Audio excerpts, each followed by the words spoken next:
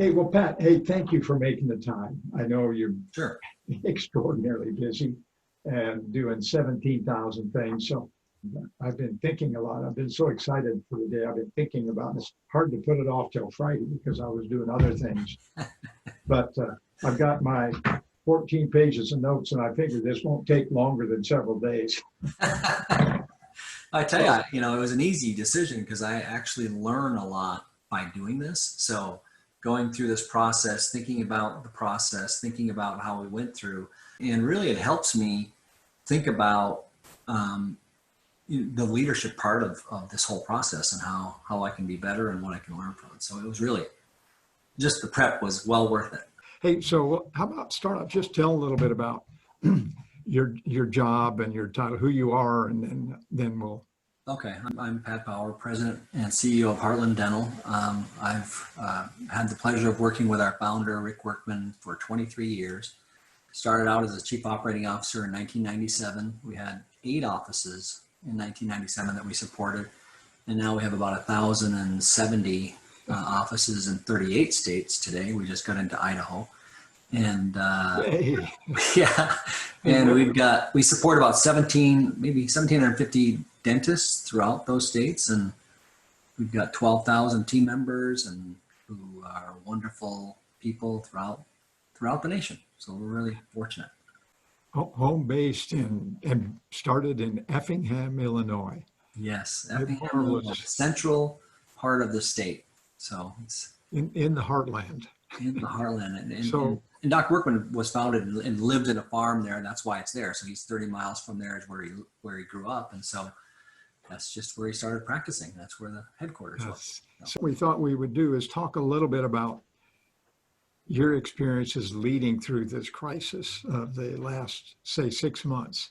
And so starting out what maybe happened and where you were and what was going on at the beginning. I remember getting a call in late February from KKR Max, our main contact there, and he said, "What do you think would happen if this thing gets bad?" And I said, "Well, we've been through the 2008, 2009. Nothing was ever really shut down, so I think it'll be fine," because I did not see this coming at all. And then March, we started hearing more and more, and we have our President's Club, which is the best of the best, 270 people and their spouses and the management team go to Mexico for 4 days. And I'm thinking, okay, do we do it? Do we not do it? Do we do it? Do we not do it? And started hearing that in the first, the week before, and thought, well, everything seems to be going fine, and trying to, get the external environment, listen to what people are saying. And in fact, I met with you on the 9th, that Monday. We both talked about what we should do, how I should think about it, what we were thinking about doing. And we both agreed, hey, right now, it doesn't look like that's going to happen. Well, then Tuesday came and they started canceling flights out of Mexico. And so I couldn't afford to have all the doctors stuck in Mexico. So late Tuesday, we made the decision to cancel every day. Okay, what's the next set of facts that we have? What do we need to address? And that first week was, okay, we're shut down. Now what do we do? If we're shut down, how do we take care of our team? How do we, because it's all about what we decided right away. It's about safety. And what do we do about now every team member is not working? And so as I thought about this, I'm like, okay, so we really took care of we were lucky enough to have our balance sheet very strong. We were well prepared for 12 to 18 months of always our growth model. Wow. And our founder, who's an entrepreneur, a super high entrepreneur, is more willing to take risks and run that down. And so it was that balance between him pushing to let's not do it when we don't need it, to them saying, but we might need it, so we better be ready when the world is ready to give us money.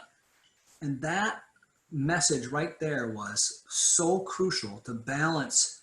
How do you balance a high entrepreneur performer and stabilizers, avoiders, to make sure that we do the right thing for the business and balance that? And boy, thank goodness we did, because we had a very strong balance sheet. We were really, really fortunate to have that balance sheet, because, and right away, Max from KKR said, look, what's most important is this is a people business. So only advice I can give you is make sure you take care of your people. And that just right there, I didn't have any pressure from my private equity firm saying, you got to make money, you got to make money, you got to cut costs, you're losing money. They didn't talk about that. They said, make the right decisions for you, but make sure you take care of your people, because in the end, when we come back at some point in this life, when it's who knows at the time, we have to have people. And so that just gave me a lot of confidence that, okay, let's everybody calm. What do? We have a good balance sheet. We have permission to do the right thing for the right reason and live our values. So really, that's what we did. We just said, okay, let's take a step back. We know what our values are. Now, how do we take care of our people? So your investment company, KKR. KKR, yeah. And it's really interesting. They're an investment business. Yep. They are smart enough to know, and they've seen you in operation, your company, and they said, you're in the people business. Yep. And take care of your people, meaning focus on your people and building that as a basis for building your business. And they had a longer term view. Of course, this is you and your company and your culture. And then, can I go back and ask one question? You set up your virus team or crisis team, and 7:30 in the morning, and you would meet. How long would you meet on that, and what kind of conversations did you have? We never met less than half an hour. Sometimes it would go longer, but it was very succinct and said, okay, what's happening? Because we had to talk about, PPE, which nobody called it that before. Yeah. I never said PPE in my life before that started. Employees, team members, what are we doing about them? Any legal compliance issues that we had, what's going on in operations. So every day it was those topics. And then how do we communicate it? So there was a marketing there to figure out, okay, we have what we call a marketing communications plan, internal marketing communications for people that work on how are we going to say this, when are we going to start communicating with the doctors. So it's really what is going to be the message to the doctors, because we started having calls with the doctors every week. So what's going to be on the agenda? What are we going to talk about? Who's talking about what?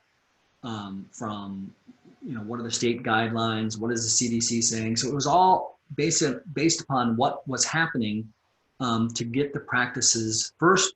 The first one was, how do we keep them safe? So that was the very first one. How do you even see emergencies? So we had to have another group that we, from there, and then started working on, okay, what's the protocols to start seeing patients even on an emergency basis? So another, it spun off another task force that worked on that.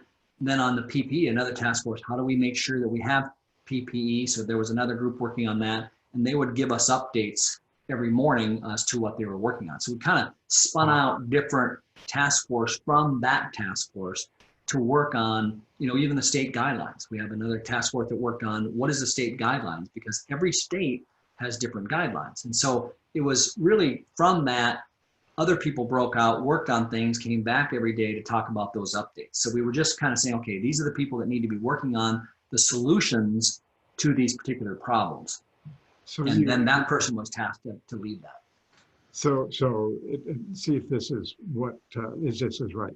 You started off with your task force, and then you started seeing the problems and opportunity things to work on, safety,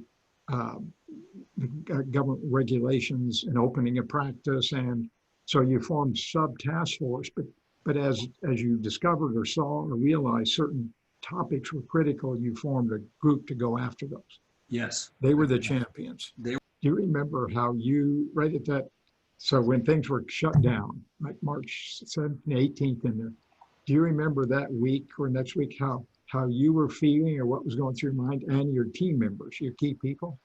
Any sense of that? Yes, I do. I do remember. Part of it was I was nervous. I was, okay, so what do I do? But when I had enough support from the founder, who's the chairman, active chairman, and then my KKR private equity firm, what I knew is what calmed me was every day in my homework, I write down, I will be calm and peaceful under pressure. And so what I did is I went to that and I said, okay, just be calm and peaceful. And then all I can do is live by my values. So I worked on myself just being calm and peaceful. Don't overreact. Don't react. Just be calm. Listen to everybody as best I can. And then go to our values to make decisions. So if we're going to listen to our values, our achievement, the support and success of our dental supported offices is most important. So how do I help them be successful, safe? And that was crucial. I'll tell you one thing that strikes me is all through this, that you were engaging your people and talking with your people and getting their help and involvement and participation. Yes. And you had a team and teams of people that you had built relationships, not just your immediate team, but you had a whole variety of people that you had built relationships with, they knew you, and that you listened to them and got them involved. And was that correct? Or? Well, first of all, I don't know what to do. So it's really about more smart people thinking together. And you're right, because I had relationships with those people, because the way we plan our top 10 business goals, the way we plan our whole years, and we've been doing it for so long, that involvement and engagement with that team wasn't like, oh, this is the first time I've ever seen these people when we put a task force together. This was a very it's 3 or 4 people on the task with my team, my specific team. And then we had other people that were there, but it wasn't like the first time I had ever met them. It wasn't like that, because they already had relationships. We already had a trust level that we were trying to figure out the best thing to do based upon our values and our mission. And so that, because we talk about it so much, and every meeting starts with our mission, vision, core values. Every discussion starts with that. So it's not something that just happened, when we're going to do it now. Well, it was already well entrenched in our processes. So that made it a lot easier. Those profound leadership lessons of leading with a mission and a vision and core values, and then leading with what, of course, we call, and you guys do outstandingly, an achiever model of building your people and building your relationships and communicating and gaining their wisdom and ideas and giving them discretion and responsibility and opportunity and coaching and giving them feedback and helping them grow. But the thing that strikes me is a lesson that's powerful is that you and starting with Rick and the team have been doing that for many years now, but you've built up a culture of people, human beings, and extraordinary talented people who it's almost like you have 12,000 people moving in the same direction relatively. It's not perfect, but no. But you can't do that by suddenly edicting an order. Right. You've earned that. But boy, the benefits, you had a team that was with you, or they were the team. Yeah. So does that make sense? Yeah, it is. Because as I reflected upon this, that probably is the biggest lesson I learned, is that if we hadn't been doing these things all along, our processes that we put in place, that we get better at, we're not perfect at it. It's a struggle. Sometimes I just want to say, can't we just do it my way? It doesn't work like that. I know that experience. But because we have been doing it for so many years, and I get lots of advice from people saying, well, I think there's a better way to do it. I'm like, I'm sure there might be, but this is our way. And this is the way that we're going to do it now, because changing that is a really difficult process. And so everybody, we have top 10 business goals. That's too many. Can we have 5? And then they end up with 50 anyway. So it's that process has been going on for so long. And we've tried to get better at it and better at it. Had we not been doing that, I don't know if we would have been as successful. I'm sure we wouldn't have been, because everybody was engaged. Everybody knew what we were trying to accomplish. Everybody knew when we said we really care about the safety of our team members, they knew we meant it. It wasn't something that we just came up with today. Taking care of the team members when they were just stopped working. we said, okay, well, let's give them emergency pay until we know what the government's going to do. Let's not knee jerk. Let's not, just get rid of everybody and not have them be able to come back. I didn't even know what the rules were for furloughing before that, because I've never furloughed or put anybody on unemployment in 23 years. So I didn't even know how to do that. And so we just made sure that they were taken care of. Then we'll figure out what to do. But if we didn't have a good balance sheet, if we didn't have all these other plannings that we do on a regular basis and just didn't think about it, then we would have been in big trouble. And so again, those processes that we put in place from vision, mission, core values, planning, it's really the leader's job, going through that whole process of who our customer is, who our competitor, that whole process that you teach on the leader's job made a big difference because we've been doing it for so long. Key principles is leaders lead by example, which means you have to be the example you want others to be. So you're being calm and peaceful in the crisis. You were that example. And one thing that struck me is that you sort of spread a calmness which transformed in a way, let's go to action, rather than worrying about the panic, which was serious. I mean, you worried about it, but you weren't immobilized, right? You and everyone else. And that, in fact, it sort of almost like gave birth to energy and focus. Yeah, we mobilized, and we actually, our team members were actually, our sentiment, we measured sentiment, our sentiment went up, way up, because of how we handled it. I mean, it literally, if you just use Glassdoor, it went from like 3.5 to 4. That's a big jump. Wow. And so we at least had feedback also that the team was happy. They were calm. They felt that we were doing the right thing for the right reason for them. So you were back in this process of building to today, where you got the practices open for emergency business. And then you continued those processes of recovery and teamwork and addressing the problems. And then what happened about that time? Then you eventually got to opening. Yeah, well, I mean, during April, we first were just making sure we had safety. Everybody was taken care of. How do you see patients? Then the task force switched to, okay, at some point we're going to have to get back to work. So then we started saying, what do we have to do to be prepared to come back to work? If I was back in April, if I was a betting man, I would have bet June, July, August, maybe. Who knew? I mean, nobody really knew. And lo and behold, it happened in May. But had we, again, not started planning, at some point we're going to be able to come back. What do we have to do if we do decide to come back? How do we get patients back in the schedule? How do we know if they even feel safe? So we started surveying their customers, patients. What did you feel? How do you feel safe? All the while talking to doctors every week about, here's the things we're working on, and getting their questions, what are their concerns. And so just listening to all of that, but being prepared to open. So then we started that process of, what do we do to open up? So they started coming back in droves. In fact, our case acceptance went up. They didn't want to come back, so they did a lot of work the day that they came in, saying, let's just take care of it now while I'm here. There's a lot of people that did that. So our hygiene was harder to come back because if you think, hygienists are more nervous about when things are in the air. I can't think of the word now.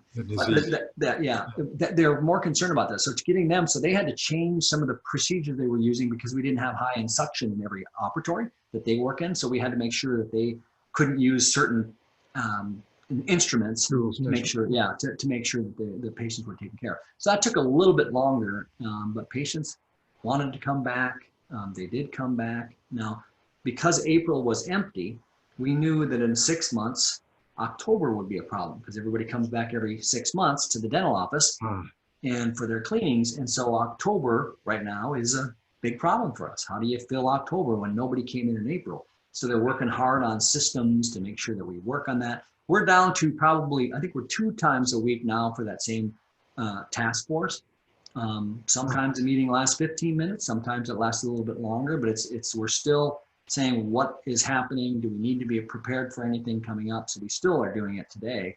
looking back at things, what I was thinking about, like all of us and all leaders, wondering what you learned from these experiences, I guess, and looking back at it. And you were talking about one of them, your mission, values, and any other thoughts of the lessons learned.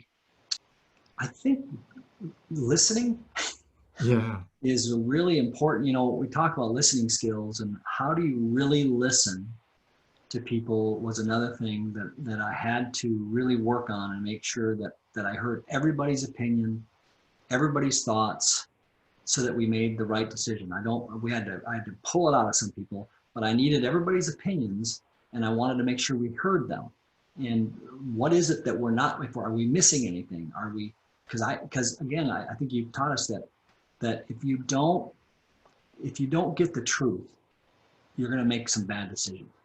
And so I had to make the environment safe enough to give them the ability to tell the truth, so that we don't just go out thinking that we know and haven't heard everybody's real concerns. The complexity of these changes and the uncertainty, it almost puts a premium on the listening, because the information is more cloudy and foggy and uncertain. And so you're looking for pieces of the puzzle that are vague.